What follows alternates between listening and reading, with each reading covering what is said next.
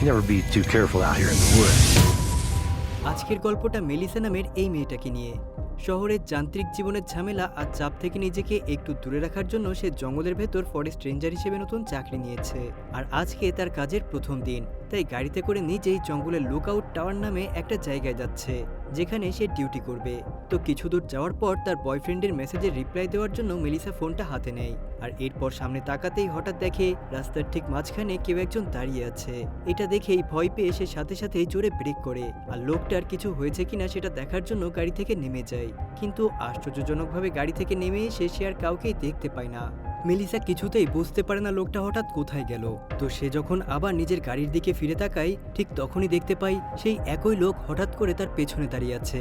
এটা দেখে মেলিসা একটু রেগে গিয়ে তাকে ধমক দিয়ে বলে এভাবে রাস্তায় দাঁড়িয়ে থাকা খুবই বিপজ্জনক। কিন্তু আশ্চর্যভাবে লোকটা কোনো কথাই বলে না, শুধু ইশারায় বুঝিয়ে দেয় যে তার কথা বলার অনুমতি নেই। এসব দেখে মেলিসার কাছে ব্যাপারটা আরও অদ্ভুত লাগে আর সে মনে মনে ভাবতে থাকে লোকটা আসলে কে।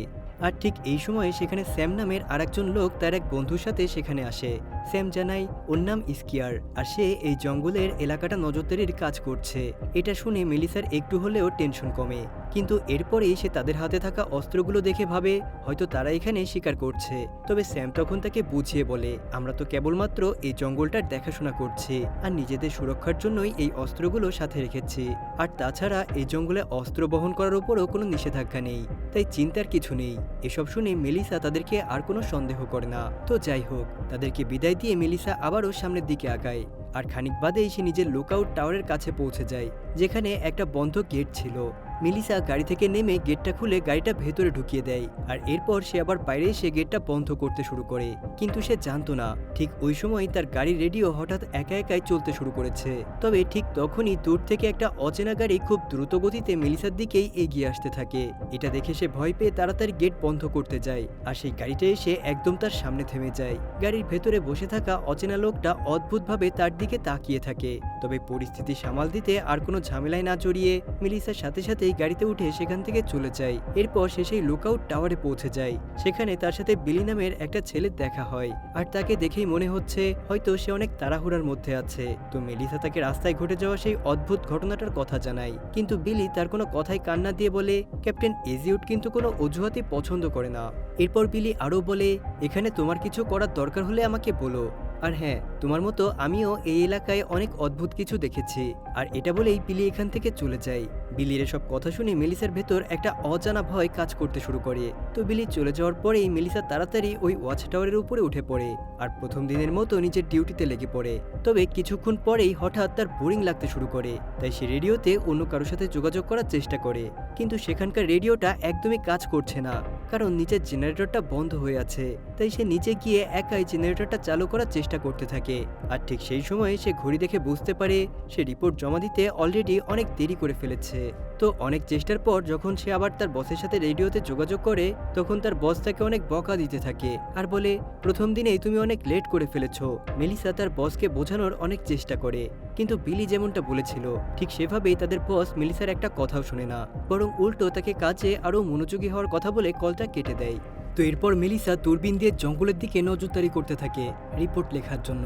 কিন্তু ঠিক তখনই হঠাৎ একটা পাখি উড়ে সে কাচের গায়ে ধাক্কা খেয়ে নিচে পড়ে যায়। আর এটা দেখে সে কিছুটা ভয় পেলেও নিজেকে আবারও সামলে নেয়। আর দিন শেষে সে রিপোর্ট শেষ করে রেডিওটা বন্ধ করে দেয়। চাকরির প্রথম দিনেই এত ঝামেলা হওয়ার পরেও মেলিসা নিজেকে সামলে নেয় আর এরপর নিচে নেমে ওই মারা যাওয়া পাখিটাকে কবর দিয়ে দেয়। এরপর সন্ধ্যা নামার সময় মেলিসা দিনের সব শেষ রিপোর্টটাও রেডি করে ফেলে। এরপর সেখানে দাঁড়িয়ে কিছুক্ষণ সে জঙ্গলের অপরূপ সৌন্দর্য উপভোগ করে এবং সে ভাবে সে এই পৃথিবীর সবচেয়ে সুখী মানুষ। তো যাই হোক, রাতের দিকে মেলিসা যখন নিজের জন্য খাবার বানাচ্ছিল, ঠিক তখনই রেডিওতে আরেকজন ফরেস্ট রেঞ্জারের কণ্ঠ শুনতে পায় সে। আর সাথে সাথেই সে রেডিওতে ওই রেঞ্জারের সাথে যোগাযোগ করে। ওই রেঞ্জারটা এখন অন্য একটা স্টেশনে কাজ করছে আর সে জানায় যে সে বেশ অনেকদিন ধরেই সেখানেই কাজ করছে। এটা শুনে মেলিসার মনে হয় এতদিন তো তার বাড়ি ফিরে যাওয়ার কথা, কিন্তু রেঞ্জার বলে সে টানা 3টা শিফট নিয়ে ফেলেছে আর এখন আরও 2 মাস এখানেই থাকবে, কারণ এই কাজটা তার সত্যিই ভালো লাগে। সে আরও বলে আগে অনেকেই ফরেস্ট রেঞ্জার হতে চাইতো, কিন্তু এখন এই ধরনের কাজ করার মতো লোক খুব কমই পাওয়া যায়। এদিকে মেলিসা যখন জানায় যে সেও নিজের ইচ্ছেতেই এখানে এসেছে, তখন রেঞ্জারটা খুশি হয়ে যায়। এরপর সে বলে এখানে মূলত দুই ধরনের মানুষ আসে, কেউ নিজের জীবনে কিছু খুঁজতে আসে আর কেউ আবার নিজের সমস্যাগুলো থেকে পালিয়ে আসে। সে মেলিসাকে জিজ্ঞাসা করে সে কোন কারণে এখানে এসেছে, কিন্তু মেলিসা কিছু বলার আগেই রেঞ্জার গুড নাইট বলে রেডিও বন্ধ করে দেয়। এরপর মেলিসা হেডফোন পরে ঘুমানোর চেষ্টা করতে থাকে, আর ঠিক তখনই টাওয়ারের কাছাকাছি আকাশ থেকে একটা অদ্ভুত ঝলমল করা কিছু নিচে পড়তে দেখা যায়। তবে হেডফোন পরে থাকার কারণে মেলিসা কিছুই বুঝতে পারে না। যাই হোক, পরদিন সকালে মেলিসা একটু ব্যায়াম করে বাইরে গোসল করার জন্য বের হয়, কিন্তু তখনই তার মনে হয় কেউ যেন দূর থেকে তাকে দেখছে। তাই সে দ্রুত আবারও টাওয়ারের ভেতর চলে আসে। আসলে ঝোপঝাড়ের আড়াল থেকে স্কিয়ার নামে সেই লোকটাই তাকে দেখছিল, কিন্তু মেলিসা সেটা একেবারেই বুঝতে পারে না। তাই উপরে উঠে দূরবীন দিয়ে সে ভালো মতো দেখে নেয় আশেপাশে কেউ আছে কিনা, কিন্তু সে কোথাও কাউকেই খুঁজে পায় না। তাই ব্যাপারটা এড়িয়ে সে ওই দিনের রিপোর্ট পাঠিয়ে বাইরে একটু হাঁটতে বের হয়। আর হাঁটতে হাঁটতে হঠাৎ করেই পশু পাখি ধরার একটা ভয়ঙ্কর জাল মাটিতে পড়ে থাকতে দেখে সে একটা কাঠির সাহায্যে ওই ফাঁদটাকে নষ্ট করে আবারও সামনের দিকে এগিয়ে যায়। একটু দূরে গিয়ে সে আরও অদ্ভুত একটা জিনিস দেখতে পায়, যেন কোনো জন্তুর ছাড়ানো চামড়ার উপর নীল রঙের রক্ত লেগে আছে। মেলিসা যখন অবাক হয়ে ওটা দেখছিল, ঠিক তখনই সে অদ্ভুত একটা শব্দ শুনতে পায়, আর আশেপাশে ঘুরেই সে একটা পড়ে থাকা সাউন্ড স্পিকার আর তাঁবু দেখতে পায়। আর সে ওই পড়ে থাকা স্পিকারটা বন্ধ করে তাঁবুর ভেতরে একটু উকি দিয়ে দেখে সেখানে কেউই নেই। কিন্তু পিছনে ফিরতেই হঠাৎ দেখে তার সামনে অদ্ভুত একটা মহিলা দাঁড়িয়ে আছে, আর ওই মহিলার পায়ে অনেক আঘাতের চিহ্ন। দেখে মনে হচ্ছে যেন তার পা দুটো পুড়ে গেছে। মেলিসা বুঝে যায় সে গুরুতর আহত, আর তার এখনই সাহায্য দরকার। তাই সে তাকে ধরে ধীরে ধীরে নিজের লুকআউট টাওয়ারের দিকে নিয়ে যেতে থাকে। আর যেতে যেতে সে জানতে পারে ওই মহিলার নাম কলি। তো টাওয়ারের কাছে পৌঁছেই মহিলাটাকে সিঁড়ির উপরে বসতে দিয়ে মেলিসা টাওয়ারে উঠে রেডিওতে মেডিকেল টিম কল করে আর নিজের কাছে থাকা ফার্স্ট এইড বক্স খুঁজে বের করে। কিন্তু সিঁড়ি পেয়ে ওঠার সময় ভুল করে তার সোলার প্যানেলটা নিচে পড়ে ভেঙে যায়। তবুও মেলিসা নিজেকে শান্ত রাখে আর পুরো পরিস্থিতি রেডিওতে জানিয়ে রেস্কিউ টিম পাঠানোর অনুরোধ করে। রেডিওতে ওপাশ থেকে জানানো হয় ক্যাপ্টেন এজিউড কাছেই আছেন আর খুব শীঘ্রই তিনি মেলিসার কাছে পৌঁছে যাবেন। এই কথা শুনে মেলিসা তাড়াতাড়ি ফার্স্ট এইড কিট নিয়ে নিচে নেমে আসে, কিন্তু নিচে এসে দেখে কলি সেখানে নেই। চারপাশে তাকিয়ে এসে দেখে কলি একটু দূরে দাঁড়িয়ে জঙ্গলের দিকে তাকিয়ে আছে। তার কাছে গিয়ে মেলিসা বোঝার চেষ্টা করে তার কি হয়েছে, কিন্তু সে কিছুই বুঝতে পারে না। তবে ওই মহিলার ভয় পাওয়ার মুখ দেখে মনে হচ্ছে যেন কোনো ভয়ঙ্কর বিপদ তার দিকে ধেয়ে আসছে। অন্যদিকে ক্যাপ্টেন এজিউড নিজের টিম নিয়ে কিছুক্ষণের মধ্যেই লুকআউট টাওয়ারের কাছে চলে আসে। তাকে দেখে মেলিসা তাকে কলির পায়ের পোড়া অবস্থা আর অদ্ভুত আচরণের কথা জানায়। তবে তার কোনো কথায় কান না দিয়ে এজিউড কিছুটা বিরক্ত আর রাগান্বিত হয়ে মেলিসাকে বলে তোমার আসল কাজ হলো ওয়াচ টাওয়ারে বসে ডিউটি করা, জঙ্গলে ঘোরাঘুরি করা নয়। এটা বলেই সে সেখান থেকে চলে যায় আর যাওয়ার আগে বলে পরবর্তী রিপোর্ট দেওয়ার আগেই এই সোলার প্যানেল তুমি ঠিক করে ফেলবে। তো এত সব ঘটনার পর মেলিসা মানসিকভাবে ভীষণ ক্লান্ত হয়ে পড়ে, তাই একটু বিশ্রাম নেওয়ার জন্য চোখ বন্ধ করে টেবিলের উপর শুয়ে পড়ে। আর কখন যে ঘুমিয়ে যায় সেটা সে নিজেও বুঝতে পারে না, কিন্তু ঘুম ভাঙতেই সে বুঝতে পারে সে আবারও রিপোর্ট পাঠাতে দেরি করে ফেলেছে। তবুও নিজের দায়িত্বের কথা ভেবে সে সাথে সাথে রিপোর্টটা পাঠিয়ে দেয়, যদিও মনে মনে তার ভয় কাজ করছিল এবার হয়তো শাস্তি পেতেই হবে। যাই হোক, নিজের কাজ শেষ করে এরপর সে নিচে নেমে আবার জেনারেটর চালু করে। আর উপরে ফিরে আসার সময় হঠাৎ তার চোখে পড়ে মাটিতে একটা ব্যাগ পড়ে আছে। কৌতূহলবশত ব্যাগটা তুলে দেখে ভেতরে নানান রঙের রঙিন পাথর রাখা, আর ব্যাপারটা তার কাছে বেশ অদ্ভুত লাগে। রাতে সে একটা ম্যাগাজিন ঘেটে ওই পাথরগুলোর ব্যাপারে জানার চেষ্টা করে, আর সাথে সাথে কুলি নামের মহিলাটার সেই বলা কথাগুলো তার মাথায় ঘুরতে থাকে। আর এর ঠিক কিছুক্ষণ পরেই মাঝেই দূরের আকাশে একটা বড় ঝড় তৈরি হতে দেখা যায়। অন্যদিকে জঙ্গলের ভেতরে স্কিয়ারকে অস্থিরভাবে ঘোরাঘুরি করতে দেখা যায়, সে যেন মাটিতে কিছু খুঁজছে। আর হঠাৎ করেই সে একটা ঝকঝকে পাথর পেয়ে যায়, একদমই সেই রকম যেরকমটা মেলিসা ব্যাগের ভেতর পেয়েছিল। আর ঠিক তখনই মেলিসার পুরো টাওয়ারের লাইট চলে যায়। তবে ক্লান্ত মেলিসা ভাবে আজ একটু আগেই ঘুমিয়ে পড়বো, কারণ সারাদিন অনেক ঝামেলা পোহাতে হয়েছে। তাই হেডফোন পরেই সে শুয়ে পড়ে, কিন্তু ঠিক তখনই হঠাৎ তার পাশে থাকা রেডিওটা আপনা আপনিই চালু হয়ে যায়। ব্যাপারটা মেলিসার কাছে খুবই অস্বাভাবিক লাগে। সে সাবধানে রেডিওর কাছে গিয়ে মাইক্রোফোন তুলে জিজ্ঞাসা করে কেউ লাইনে আছে কিনা, কিন্তু কোনো উত্তর আসে না।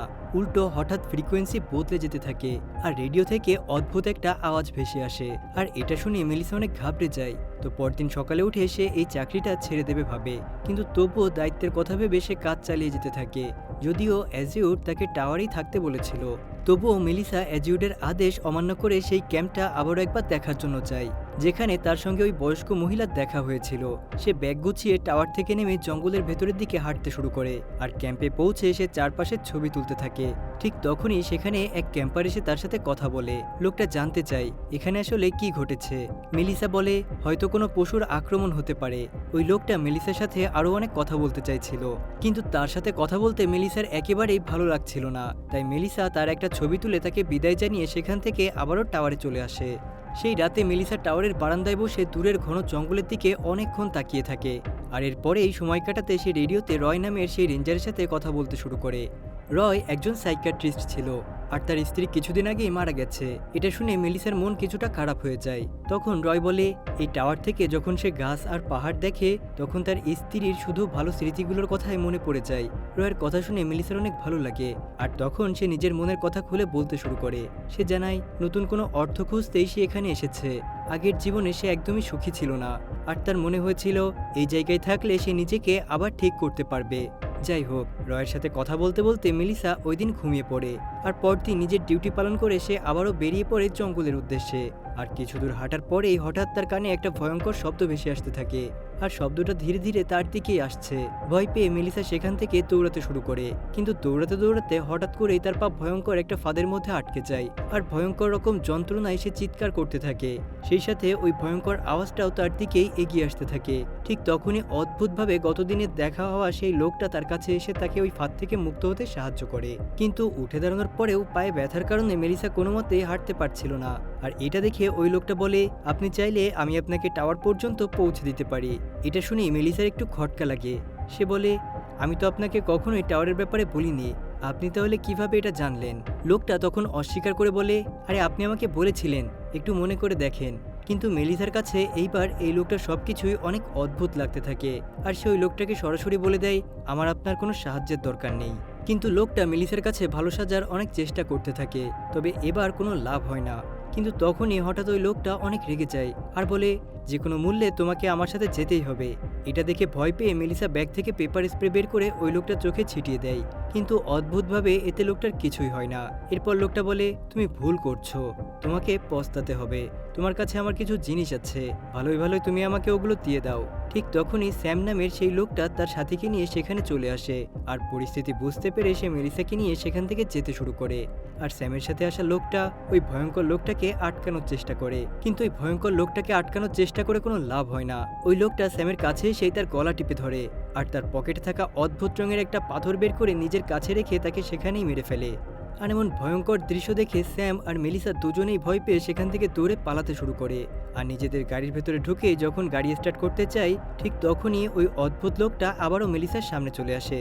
তবে স্যাম গাড়ি স্টার্ট করার সাথে সাথেই ওই অদ্ভুত লোকটা নিজের সমস্ত শক্তি দিয়ে গাড়িটাকে আটকে ফেলে। আর ঠিক তখনই মেলিসা স্যামের ধনুক তুলে নিয়ে লোকটার দিকে তাক করে। এটা দেখে লোকটা গাড়ি ছেড়ে দেয় আর হুমকি দিয়ে বলে খুব শীঘ্রই আবার দেখা হবে।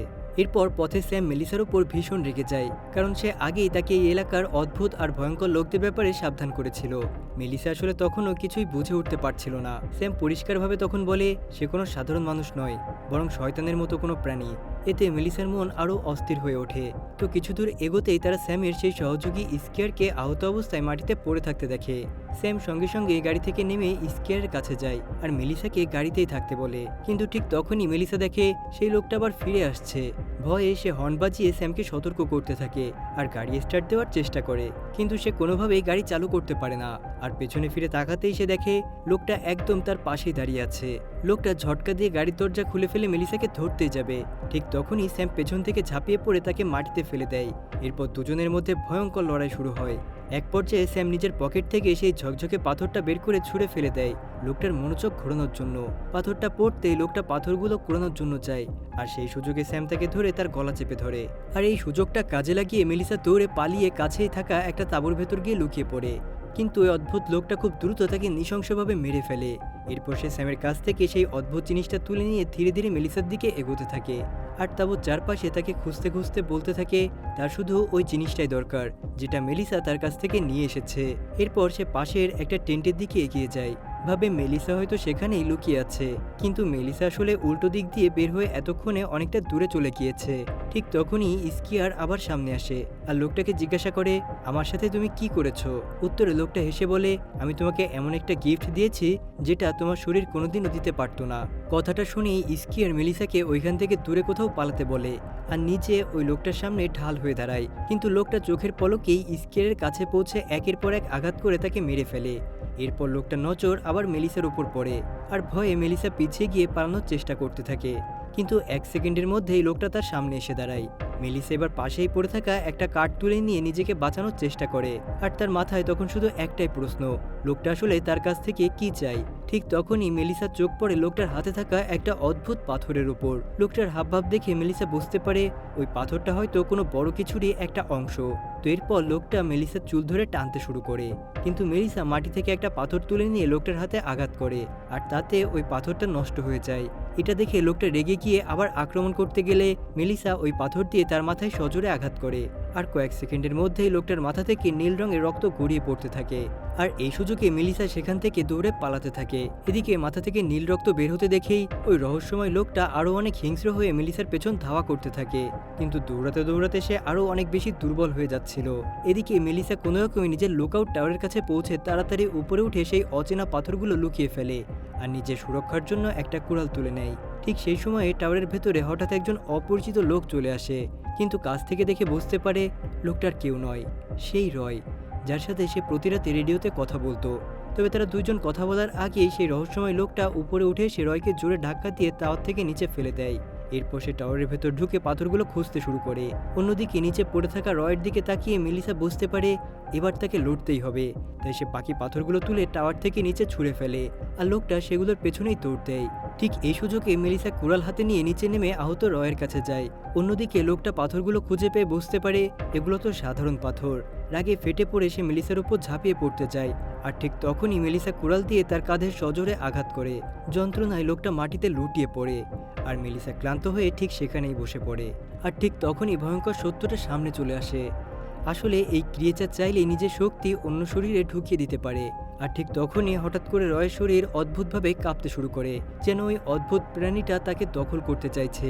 এটা দেখে মেলিসা ভয় পেয়ে গাড়ির দিকে দৌড় দেয় আর সাহায্যের জন্য রেডিও ধরতেই শুনে ওই ক্রিয়েচারটা নিজেই রেডিওতে কথা বলছে।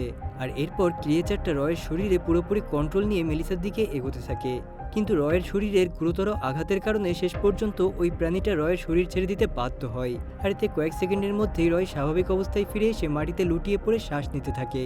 এর কিছুক্ষণ পর অ্যাজিওড আর বিলি সেখানে পৌঁছে যায়। মেলিসার ভয় পাওয়া অবস্থা দেখে অ্যাজিওড বেশি কিছু না জিজ্ঞাসা করে তাকে গাড়িতে নিয়ে বসায় আর বিলিকে সেখানে থাকতে বলে, যাতে সে ওই লাশ আর আশপাশের পরিস্থিতি সামলে নিতে পারে। কিন্তু ঠিক তখনই বিলি সেখানে কালচে এক ধরনের রক্ত দেখতে পায় আর না ভেবেই সেটা হাত দিয়ে ছুঁয়ে ফেলে। এদিকে অ্যাজিওড মেলিসাকে গাড়িতে থাকতে বলে নিজের টাওয়ার থেকে জিনিসপত্র আনতে যায় আর বিলিকে জানায়, এখন থেকে তোমাকেই এই পোস্টটা সামলাতে হবে, কারণ নতুন রেঞ্জার পাওয়া কঠিন, কারণ এখানে কেউ ডিউটি করতে আসতে চায় না।